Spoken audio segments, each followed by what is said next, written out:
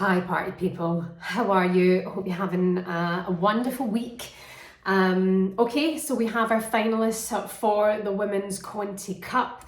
My name's Shaban, thank you for being here. Please subscribe if you haven't already, because there's a few things we have to talk about. And I want to focus on the Conti Cup. A number of things just going along in my head just now that I would like to chat to you about.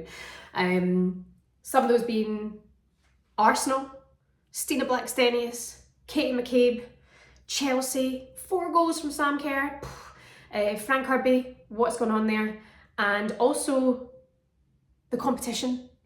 These teams who are now in the final coming in late to the competition. Let's go into it all. Unbelievable win for Chelsea tonight, going to West Ham. 4 consecutive finals Chelsea have now found themselves in the Conti Cup, and ever strengthening, ever getting there. A strong side that Emma Hayes has put out tonight, and once again they're ripping teams apart. And I had a feeling for West Ham that they were going to do something maybe special tonight, that they were going to give Chelsea a little bit more run for their money, but I also feel that Chelsea aren't just going to allow anything to happen to them now in the position that they're in. I was at the Conti Cup final last year when Manchester City won and caused a bit of an upset, and I just don't know how that happens again. I mention this all the time, don't I, with Emma Hayes, etc. But a really strong performance from them tonight. 4 goals from Sam Kerr, a hat-trick in the first half. I mean, she's outstanding. She's absolutely outstanding. The best striker in the league, and just providing every single time. You know, she's run West Ham completely ragged, and looking ahead to the final, she's going to be just pivotal to everything, isn't she? Because we now know, of course, you've got Arsenal and Chelsea in the final, which we love to see. The final, by the way, is on the Sunday, the 5th of March. I want to say that was the exact same date as last year. And of course, it's taking place at Palace, isn't it? Selhurst Park on the 5th of March will be the Conti Cup final, and very much looking to see how that's going to go, because Chelsea now, I think they have eyes on the prize. They could very much so go and win a treble. They'll be focused on the Champions League. Again, I'm looking at Chelsea and Arsenal and seeing these teams that I want to see now represent more in Europe, and how we focus on them and how we view the Women's Super League. We now want to see pull rank and take precedent against other European giants, and they've done that so far in the Women's Champions League, and long may that continue. But focusing here in the domestic league, there's a number of things that have changed so much recently, and a number of talking points that have built the game up so much more and have made it so much more exciting and enticing. For example, I was working at Celtic Park last night, surrounded by senior men who were like, what happened with that wee lassie then, the record transfer girl, Rasu? Did it happen? And I was like, no, it didn't happen. They're like, all right. But everybody's got so much more interest now from what's been going on in the last couple of weeks. Of course, when you now look ahead to Chelsea and Arsenal games, there's the thought in your head of that Chelsea were trying to get Katie McCabe in the transfer window, and that has people talking as well. I feel today, of all days, there's more chat about that than usual, and I think that's because last night, obviously, Arsenal played Manchester City at Boreham Wood for the Conti Cup semi-final, and Katie played in her position, had a player of the match performance, and had a brilliant game. So people are focusing on what happened there. Obviously, I don't actually know the full ins and outs. There's things just I can't be told anymore. But there are other things. But like I think some people think that Katie being on the bench last week was to be doing with what happened in the transfer window. Katie had a chest infection. She was struggling. I think she wasn't able to fully train in that last week, so that led to why she was on the bench in that last game. I would believe so. So yeah, I wanted to say that. No one's said it. It didn't come from no one's really put it out there. But I did see her and she wasn't well.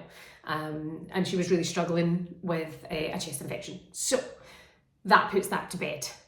Looking in towards the end of the season, Arsenal have a fair bit of catching up to do in the league. We know that. They've dropped points now, being frustrated against teams. Stina Blackstenius, you've got to give her some flowers for getting that goal last night and taking Arsenal through to the final. And you know, I feel a bit bad because I feel I'm critical of Stina, obviously, here, because I want to see her do better. And of course, she'll be saying that to herself probably every night. But when somebody is down and their form's not there, they should be supported. And you know, it must have been a rough time, that transfer news, what was circulating, true or not, you know, rumours like that.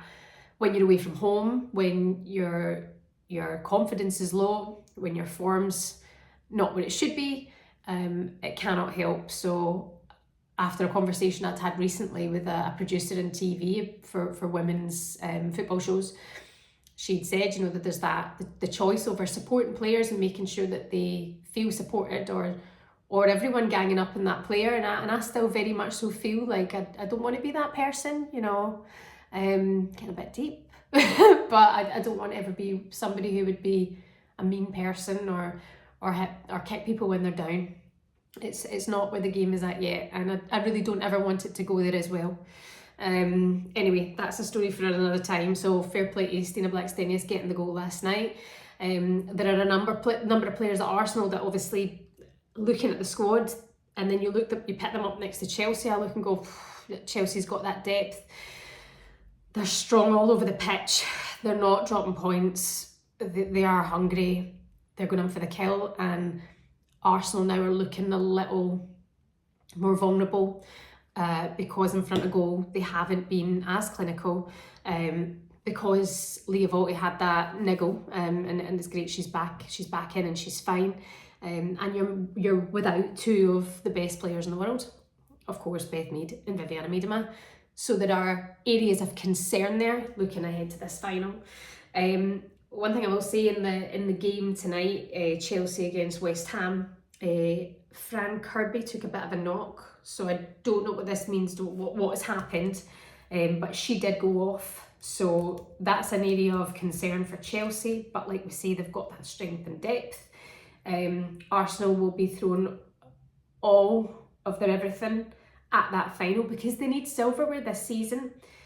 Then again, I look at this Chelsea squad, I look at 7-0 against West Ham. In West Ham, I have enjoyed their performances this season. Yes, they've been inconsistent, but they've been good in performances, and they've been entertaining. So I didn't expect them to win this game tonight. I expect them to offer a little bit more. I think teams have worked out that if you can get to them fast, you know, that you will get away with it. And that is how it goes. So we're looking ahead to another Arsenal-Chelsea match, going to be at Selhurst Park on the 5th of March. And Mama is very much so looking forward to it. You can let me know your comments if you're coming to the game, if you're going to be looking forward to that one, what your thoughts are as well, looking ahead to the final. And I will see you soon.